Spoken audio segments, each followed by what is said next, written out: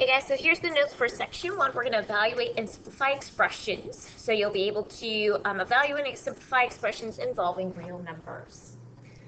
Okay, so remember a numerical expression that consists of numbers, operations, and grouping symbols. Remember, expression really means there's no equal symbol there, okay? And then we should know what variables are. They are representing unknowns. Okay, let's look at example 1. We're going to evaluate an algebraic expression. So remember, with expressions, there's no equal sign. Equation means equal sign. So all we are going to do here is take, so notice we have x equals -3. We're going to take the -3, and wherever we see x, we're going to plug it into there, okay? Now, be careful with negative signs. So we have -4 parentheses, -3 squared minus 6 times -3 plus 11. Now we can use our calculator to evaluate this. You really just need to make sure you show like how you plug these values in here, okay? So what we're going to do is we're going to plug in -4, and then -3, and then it's going to be our squared, minus 6, parentheses. Now make sure you're using the negative symbol to represent -3, not the minus, because it will not give you the correct answer if you do that. Then plus 11. And that equals -7. Okay. Now you can also try to do this by hand, and that's another way, especially if you cannot get it with your calculator. So we get -4. Remember, -3 squared gives us 9. And then -6 times -3 gives us a positive 18 plus 11. And we evaluate this, we get -36 plus 18 plus 11.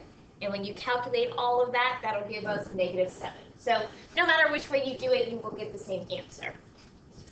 Okay, let's do the next example. So once again, we're going to evaluate. So take whatever your x value is or your variable, and we plug it into every spot that we see in our expression.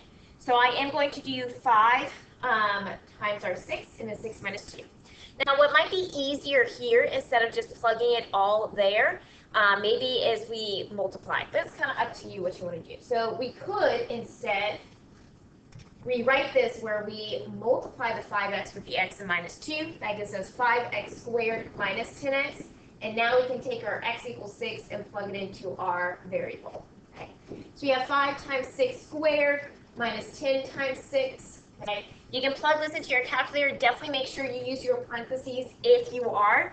Well, we do 6 squared, that gives us 36. We have 5 times 36. And -10 times 6 gives us minus 60. So when we evaluate this, we get 180 minus 60. And that will give us 120. And if you use your calculator, you should get the same answer as 120. Okay? Okay, what I would like you to do is pause the video and try the next example. So you're evaluating z plus 3 cubed when z equals 1.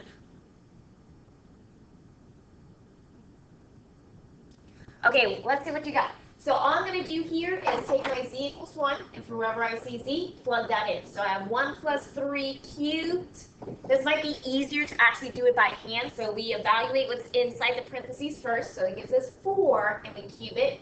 And then if you don't know what this is, you can plug it into your calculator. That should give us 64. Okay, okay, make sure you watch part 2 of the section 1 notes.